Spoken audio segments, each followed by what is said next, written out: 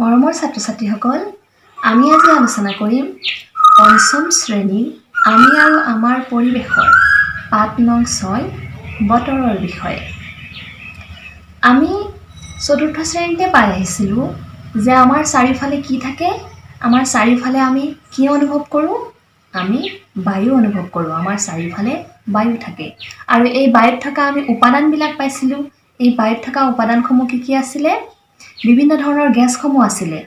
Oxygen, carbon ডাই oxide, nitrogen আৰু ইয়াৰ লগতে কি আছিলে? জলীয় বাষ্প আৰু ধূলিকণা।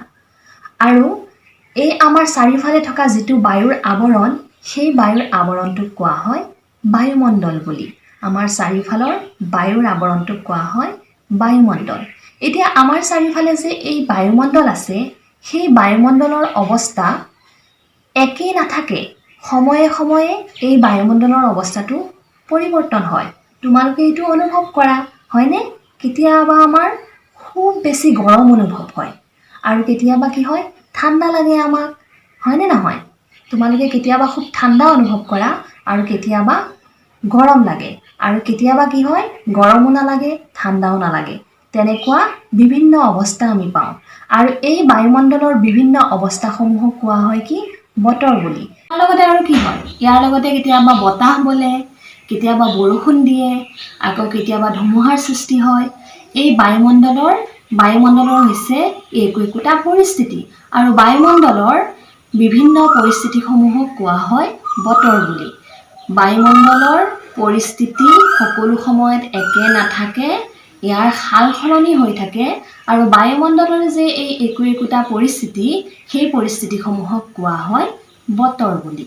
এতিয়া আমি চাওঁচোন আহা, কি বতৰ দেখা পাওঁ আমি? কি বতৰ আমি দেখা পাওঁ? বতৰৰ বিভিন্ন ভাগসমূহ চাওঁ। প্ৰথমতে আমি চাওঁ আহা ফৰকাল বতৰ। ফৰকাল বতৰ যেতিয়া মানে আকাশত ডাৱৰ নাথাকে, তেতিয়া কি হয়? আকাশ ফৰকাল হৈ থাকে আৰু ইয়াৰ লগতে তেতিয়া বেছি গৰম অনুভৱ হয় আৰু সূৰ্যৰ পোহৰৰ বাবে বস্তুবোৰ কি দেখি? উজ্জ্বল দেখি। এনেকুৱা বতৰক কি বুলি কোৱা হয়? ফৰকাল বতৰ। দ্বিতীয়তে আহিল ডাৱৰীয়া বতৰ। যেতিয়া আকাশ ডাৱৰেৰে ঢাক খাই থাকে, তেতিয়া কি হয়? সূৰ্যটো দেখা নাযায় আৰু ফলস্বৰূপে সূৰ্যৰ পোহৰ নথকাৰ ফলস্বৰূপে কি হয়? বস্তুবোৰ নিস্তেজ দেখি। এনেকুৱা বতৰক কোৱা হয় ডাৱৰীয়া বতৰ। তৃতীয়তে আহিল বৰষুণৰ বতৰ। যেতিয়া ডাৱৰীয়া বতৰ থাকে, ডাৱৰীয়া বতৰত কি হয়? ডাৱৰীয়া বতৰত কেতিয়াবা বৰষুণ হয় আৰু এই বৰষুণ কেতিয়াবা পাতল হ'ব পাৰে, কেতিয়াবা ডাঙৰকৈ দিব পাৰে আৰু এই বৰষুণৰ ফলত কি হয়? আমাৰ কিছু ঠাণ্ডা অনুভৱ হয় আৰু এনেকুৱা বতৰক কোৱা হয় বৰষুণৰ বতৰ। তাৰ পাছত আহিল শুকান বতৰ। যেতিয়া বহুদিন বৰষুণ নোহোৱাকৈ থাকে, তেতিয়া কি হয়? বতৰ শুকান হয় আৰু এনেকুৱা বতৰক কোৱা হয় খৰাং বতৰ বা শুকান বতৰ। কেতিয়াবা বতাহ বৰ বেগেৰে আহে আৰু তাৰ ফলস্বৰূপে কি হয়? ঘৰ-দুৱাৰ, গছ-গছনি ভাঙি পৰে আৰু ইয়াক কোৱা হয় ধুমুহা অহা বুলি কোৱা হয়। তোমালোকে দেখিছা নহয়, এই যে আমাৰ বহাগ বিহুৰ আগে আগে যে আহে ধুমুহা, তেনেকুৱা সেইবোৰক কোৱা হয় কি? বতাহ মানে খুব জোৰেৰে আহে। তেতিয়া জোৰেৰে অহাৰ ফলত কি হয়? ঘৰ-দুৱাৰ, গছ-গছনি ইত্যাদি ভাঙি পৰে আৰু ইয়াক কোৱা হয় ধুমুহা অহা বুলি। আৰু ধুমুহা আহিলে কি হয়?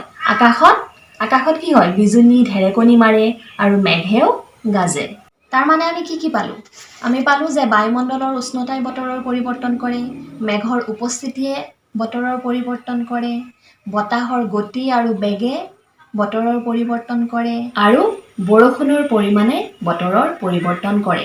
এইবোৰ হৈছে বতৰৰ একোটা উপাদান আৰু এই উপাদানবিলাক কম বেছি হ'লে বতৰৰ পৰিৱৰ্তন হয়।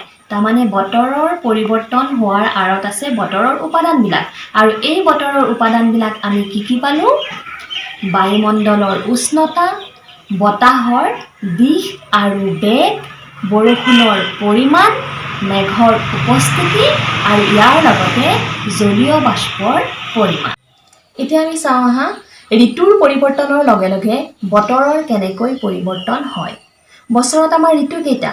আমাৰ ঋতু 6টা: গ্ৰীষ্ম, বৰ্ষা, শৰৎ, হেমন্ত, শীত আৰু বসন্ত। এই প্ৰত্যেকটো ঋতুত কি হয়? বতৰৰ একোটা বিশেষ ধৰণৰ বতৰ দেখিবলৈ পাওঁ আমি। প্ৰত্যেকটো ঋতুতেই একোটা বিশেষ ধৰণৰ বতৰ দেখিবলৈ পাওঁ। যেনে ধৰি লোৱা গ্ৰীষ্মকাল। গ্ৰীষ্মকালত কি হয়? গ্ৰীষ্মকালত বতৰ গৰম হয় আৰু এই সময়ত আম, কঁঠাল আদি গছ ফলেৰে ভৰি পৰে।